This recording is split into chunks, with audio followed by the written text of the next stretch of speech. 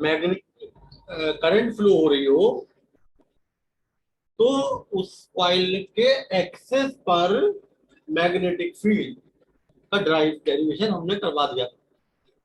तो ये वाला डेरिवेशन तो हुआ था, magnetic field, magnetic field intensity at the axis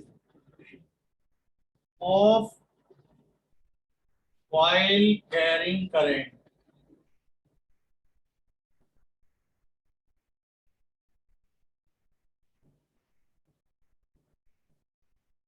is. जो मैग्नेटिक फील्ड एक्सेस पे क्या होती है भाई, एक्सेस पर मैग्नेटिक फील्ड आई थी mu naught upon 2 IR² upon R² plus X² की पावर 3/2 ये आई थी। ठीक है भाई, इतनी मैग्नेटिक फील्ड आएगी। अब इससे condition in term of magnetic dipole movement, magnetic dipole movement की टर्म में,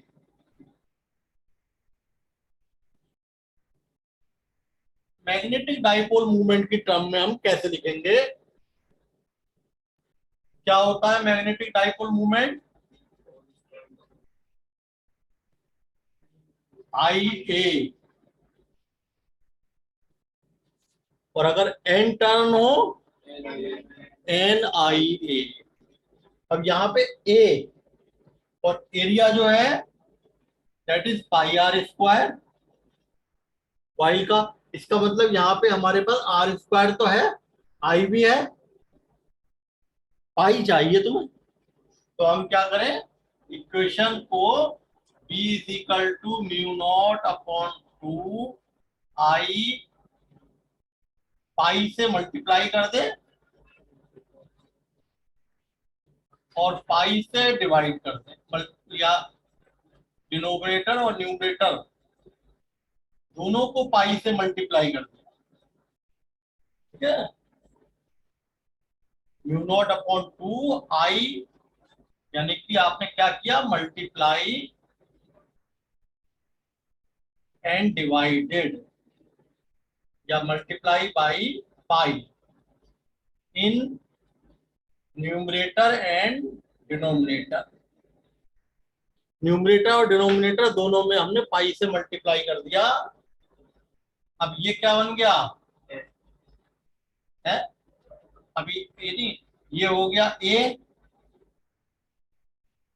πr² क्या होता है, A हो गया,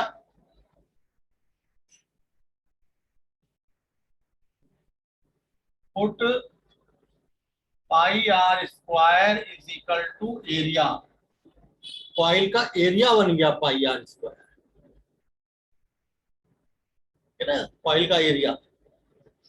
अब I इंटू ए क्या है,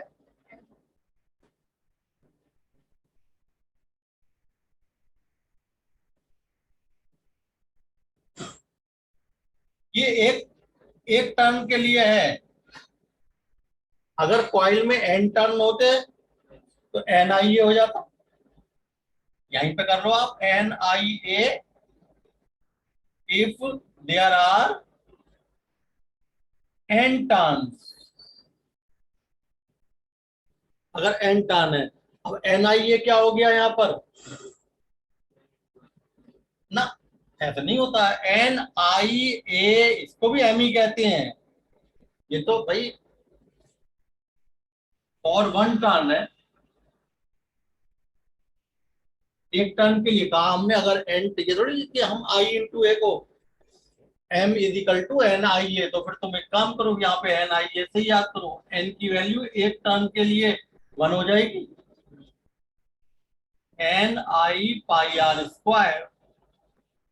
ठीक है, अब सही है, N से मल्टी मल्टीप्लाई कर दिया है ना, आई ये हो गया, ये क्या हो गया, म्यू नॉट अपॉन 2 m पाई, ये पाई हम यहां लिख लें 2 पाई, और ये क्या हो जाएगा r square plus x square की पावर 3/2। ये देखो मैग्नेटिक फील्ड आ गई एक्सेस पर मैग्नेटिक डाइपोल मूवमेंट की टर्म में। मैग्नेटिक फील्ड एक्सेस पर NIA की जगह क्या लिख दिया तुमने, m r square plus x square की पावर 3/2। ये हमारा मैग्नेटिक डाइपोल मूवमेंट की टर्म में मैग्नेटिक फील्ड आ गई। This is magnetic field intensity at the axis of coil in term of magnetic dipole moment, उसकी टर्म में अगर ये पूछा जाएगा कि मैग्नेटिक डाइपोल मूवमेंट की टर्म में बताओ, तब हम ये वाला करें, है ना। इसको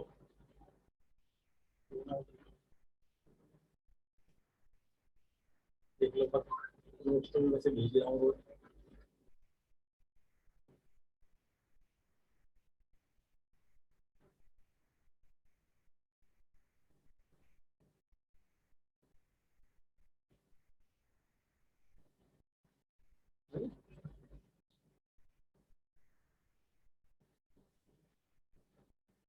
अब देखिए इसके बाद दूसरी कंडीशन क्या बन सकती है इसमें,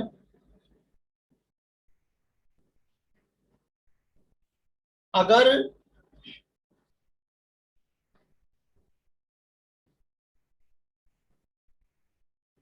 हम सेंटर पर, या चलो दूसरी पहले कंडीशन ले लेते हैं, अगर ये पी पॉइंट बहुत दूर है, if point P, this is condition, if point P is very far on axis, then x is very greater than r। अगर P पॉइंट एक्सेस से बहुत दूर है, जिस पॉइंट पे तुम मैग्नेटिक फील्ड निकाल रहे हो वो पॉइंट बहुत दूर है एक्सेस से, तो क्या होगा, x is very greater than r, and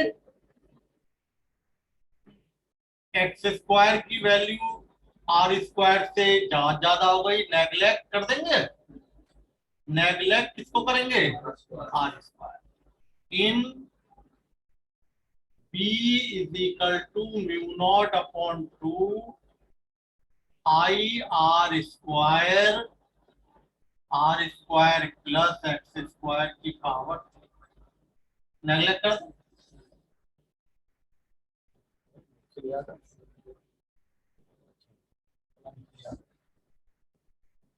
अब आर स्क्वायर को नेग्लेक्ट कर दे, mu not upon 2 I r square neglect कर दे, क्या बच गया, एक्स स्क्वायर की पावर, यानी कि बी आ गया mu not I upon 2 I r square upon. इसका मतलब क्या हुआ कि मैग्नेटिक फील्ड इनवर्सली प्रोपोर्शनल है एक्स की पावर 3 के।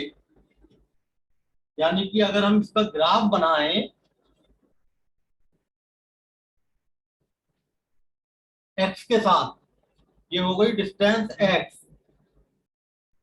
ये हो गया सेंटर, और ये मैग्नेटिक फील्ड इसका डिस्टेंस के साथ एक्स, इधर की तरफ पॉजिटिव, इधर भी होगी एक्स और इधर भी होगी सेंटर से, दो तरफ होगी भाई। ये कॉइल रखी है तो कॉइल के दोनों तरफ आएगी ना फील्ड। तो बी एक्स क्यूब के इनवर्सली प्रोपोर्शनल है। तो इसका मतलब क्या हुआ कि एक्स के बढ़ने पर मैग्नेटिक फील्ड बहुत तेजी से कम हो रही है। ग्राफ आपका ऐसे आ जाता है।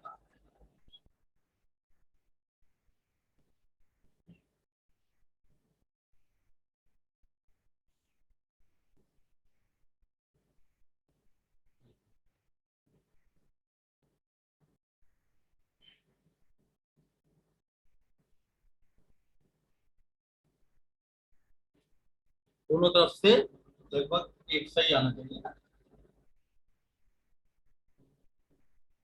वो सामने से इधर से साइड से रह सकता है। ठीक हो गया है? ये देखो ये आ गया B inversely proportional to x. ये ग्राफ पूछा जा सकता है डिस्टेंस के साथ मैग्नेटिक फील्ड किस तरीके से चेंज हो रही है। ये सेंटर से इधर की तरफ है, ये सेंटर, ये कॉइल जैसे ये कॉइल रखी है तो ये कॉइल का सेंटर हो गया ना। ये सेंटर से उधर उधर इधर दोनों तरफ है। अब आता है magnetic field at the centre of the coil. Magnetic field intensity at centre of coil. Next condition, derivation के बाद अगर ये कंडीशन पूछी गई हो तभी लिखनी है। एट सेंटर ऑफ कॉइल क्या चेंज करेंगे? सेंटर पे पी कहां लाई करेगा? एट ओ, यानी कि एक्स क्या हो गया, जीरो नहीं हो गया भाई। जब ये पी पॉइंट सेंटर पे आ गया, जब ये पी पॉइंट हम कह रहे हैं सेंटर पे लाई कर जाए, magnetic field intensity at centre of coil. Magnetic field centre, coil के सेंटर पे। तो भाई कॉइल के सेंटर पर का मतलब क्या हुआ कि एक्स की वैल्यू जीरो हो गई। यहां से देखो या यहां से देख लो, ये एक्स पी पॉइंट यहां लाई कर गया तो एक्स कितना हो गया, क्यों जीरो। ये पी पॉइंट यहां लाई कर गया तो एक्स की वैल्यू क्या हो गई, जीरो हो गई। तो हम यहां रख दें, इसमें रखेंगे put in B is equal to mu not upon two I are square upon r square plus, ये तो कॉमन फॉर्मूला, जनरल फॉर्मूला है, इसमें रखते हैं। तो ये आ गया mu not upon two I are square, और ये एक्स की वैल्यू जीरो रखेंगे तो ये mu not upon two I are square upon ये हो गया आर क्यूब। कितना आ गया finally, mu not I upon two r. ये फॉर्मूला पढ़ा दिया आपने। किसी कॉइल में अगर करंट फ्लो हो रही है तो सेंटर पर magnetic field mu not I upon two r होता है। तो इस फॉर्मूले को भी हमने इसकी हेल्प से ड्राइव कर दिया। ठीक है ना। अब जैसे आपका क्वेश्चन कैसे बन सकता है, दो ढाई नंबर में, तीन नंबर में, कि right the expression, write the expression for magnetic field intensity at the axis of current carrying coil। Current carrying coil की वजह से मैग्नेटिक फील्ड एक्सिस पे बतानी है। राइट, अब देखो ड्राइव नहीं कहा है उन्होंने, राइट कहा है। राइट द एक्सप्रेशन का मतलब आपको ये वाला फॉर्मूला लिखना पड़ेगा, mu not upon two I are square upon r square plus one. ठीक है। Also write in term of magnetic dipole movement. अब दूसरा क्या हो गया, मैग्नेटिक डाइपोल मूवमेंट की टर्म में। तो याद है तो डायरेक्ट लिख दो, अदरवाइज फिर आपको पाई से मल्टीप्लाई करना पड़ेगा। पाई आर स्क्वायर की जगह ए रखेंगे, I into a magnetic dipole movement. Hence proved, hence prove का मतलब इसी डेरिवेशन से प्रूव करना है। Magnetic field at the centre of coil is mu not I upon 2r। तो ये वाला, इस पूरे क्वेश्चन में देखो कहीं डेरिवेशन नहीं आया। फिजिक्स में क्वेश्चनिंग इसी टाइप से होती है, ये नहीं कि पूरा डेरिवेशन पूछ दिया ना। वो आपकी उन्होंने क्या किया, नॉलेज को चेक किया। Right the formula in term of dipole movement लिखो, और उसकी हेल्प से ये प्रूव करो कि सेंटर पर मैग्नेटिक फील्ड इतनी है। एक नंबर का फॉर्मूला हो गया, दूसरे नंबर का ये आधा फॉर्मूला हो गया, 1.5 नंबर, और 1.5 नंबर में ये आ गया, 3 नंबर का क्वेश्चन हो गया। अब मैग्नेटिक फील्ड की डायरेक्शन क्या होती है, मैग्नेटिक फील्ड की डायरेक्शन कैसे निकालेंगे एक्सेस पर। एक्सेस पर मैग्नेटिक फील्ड की डायरेक्शन, जब आपने कहा कि मैग्नेटिक फील्ड तो है एक्सेस पे, mu not I are square upon 2x square plus की power 3/2, r square plus x square की पावर 3/2। तो ये मैग्नेटिक फील्ड एक्सिस पे अगर है तो ये है कितनी, ये भी हमने कैलकुलेट कर लिया। अब आता है direction.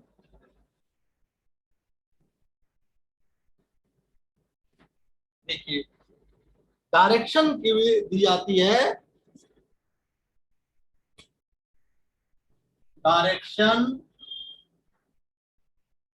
Of magnetic field on the axis of coil carrying current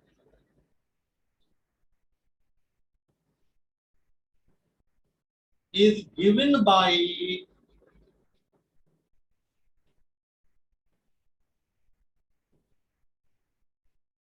north south rule. क्या है नॉर्थ साउथ, ये हमने कहा एंड, ये नॉर्थ है ये साउथ है। अब देखो इसमें क्या होता है, ये जो नॉर्थ पोल है, अब हम इसको इधर एरो बना दें, ये और ये, और इसको हम ऐसे घुमा दें। तो जरा देखना, ये आपके एंटी क्लॉकवाइज है क्लॉकवाइज, एंटी क्लॉकवाइज है। तो नहीं है, तो जिधर से देखने पर हमें करंट की डायरेक्शन एंटी क्लॉकवाइज लगेगी, वो साइड नॉर्थ पोल का काम करेगी। करंट कैरिंग कॉइल को हम देखते हैं, जिधर से देखने पर हमें कॉइल में करंट कैसी अपियर हो, एंटी क्लॉकवाइज अपियर हो, एंटी क्लॉकवाइज अपियर हो जिस साइड से देखने पर, वो एंड कॉइल का नॉर्थ पोल बनेगा। और यहां पे अगर हम बनाए,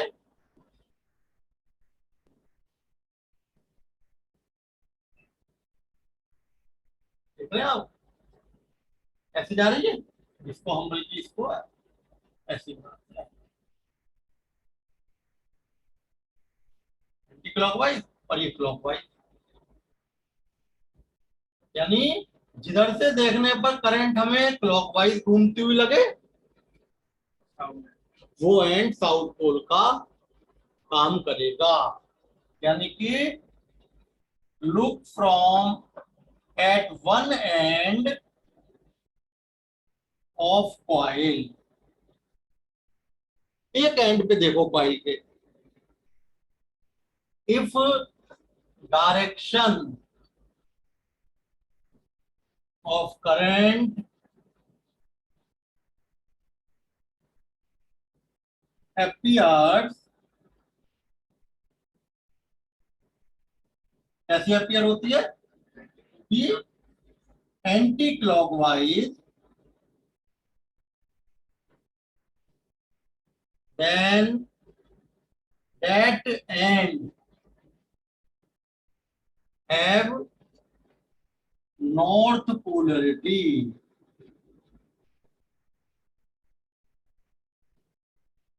ठीक है ना, एंड अदर, और दूसरा पोल अदर एंड साउथ पोलरिटी।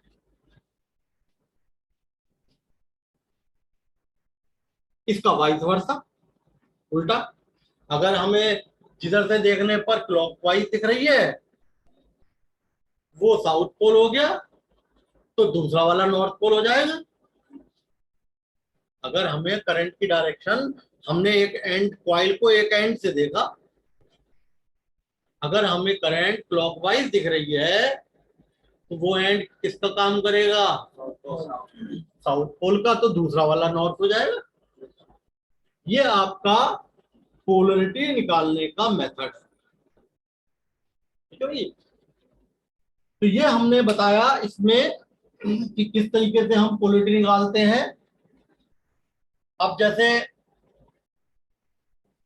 इसके बाद देखिए नेक्स्ट जो हेडिंग है वो आपका, जैसे इसके ऊपर अब हम एक क्वेश्चन भी ले सकते हैं। हमने कहा if current I flowing through a coil, current जो है वो फ्लो कर रही है कहां पे, थ्रू ए कॉइल, कॉइल में, of radius r, find magnetic field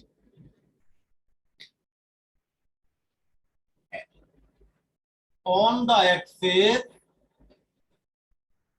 eight distance, कितनी डिस्टेंस पे, equal to radius of coil. हो जाएगा भाई, जो डिस्टेंस है एक्सिस से वो रेडियस ऑफ कॉइल के बराबर है। जिस कॉइल पे आपको मैग्नेटिक फील्ड निकालनी है, जिस कॉइल पे ये एक्सिस पे, ये देखिए रेडियस है, और ये जो एक्स है जहां पे मैग्नेटिक फील्ड निकालनी है वो भी किसके बराबर है, रेडियस के बराबर है। ये कहा है उसने। तो क्या होता है formula, B is equal to mu not upon two I are square upon r square. क्या रखते हैं यहाँ पर, एक्स की जगह क्या रख देंगे हम, आर रख देंगे। बी आ गया mu not upon two I are square, ये कितना हो गया भाई, R square plus are square, two R square की पावर 3/2, और ये आ गया mu not upon two I are square, ये आ गया देखो 2 की पावर 3/2, 2√2, आर स्क्वायर की पावर 3/2 आर क्यूब। तो बस आपके पास मैग्नेटिक फील्ड आ गया म्यू नॉट अपॉन टू, क्योंकि अब तो ये 4 ही हो गया, 4√2 आई अपॉन आर। इतनी मैग्नेटिक फील्ड उस पॉइंट पे आई जो कि रेडियस के बराबर डिस्टेंस पे है। एक्स की जगह आर रख दिया, एक्स आर के बराबर है, r square plus are square, 2r² की पावर 3/2। 2 की पावर 3/2 कितना होता है, 2√2। 2 से 2 कैंसिल, आर की पावर 3 बन गई। ये मैग्नेटिक, सब में क्वेश्चन आ सकता है। ये हमने इसको आपको अभी